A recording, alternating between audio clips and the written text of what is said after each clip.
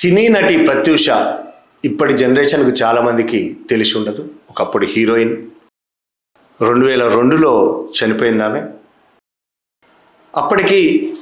అప్పుడే కొత్తగా వస్తున్న హీరోయిన్, చాలా సినిమాల్లో నటించింది. చాలా అభివృద్ధి చెందే అవకాశం ఉందని సినీ పరిశ్రమ చెప్పుకున్న హీరోయిన్. ఆమె తెలంగాణ ప్రాంతానికి సంబంధించిన అమ్మాయి, భువనగిరి వాళ్ళది.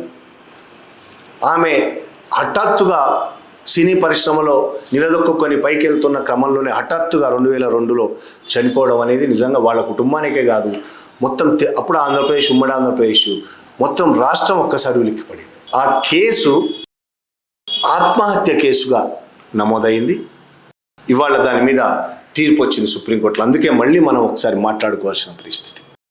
సుప్రీంకోర్టులో ఇవాళ తీర్పు వచ్చింది. ప్రత్యూష లవ్వరు, ప్రత్యూష ఇద్దరు, తమకిద్దరికి పెళ్లి కాదని భావించి, సిద్ధార్థ రెడ్డి అని లవ్వరు పెళ్లి కాదని భావించి ఇద్దరు విషం తాగారని, ఆ విషం తాగడం వల్ల ప్రత్యూష చనిపోయింది, కానీ సిద్ధార్థ రెడ్డి హాస్పిటల్లో కోలుకున్నాడు.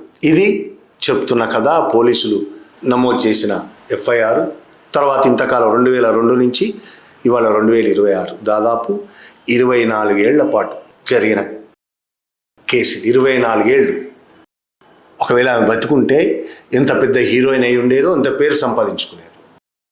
24 ఏళ్ల పాటు జరిగిన తర్వాత ఇవాళ సుప్రీంకోర్టు సిద్ధార్థ రెడ్డి మీద హైకోర్టు ఇచ్చిన 2 ఏళ్ల జైలు శిక్షను ఖరారు చేస్తూ తీర్పిచ్చింది. 2002 ఫిబ్రవరి 23న ఈ సంఘటన జరిగింది.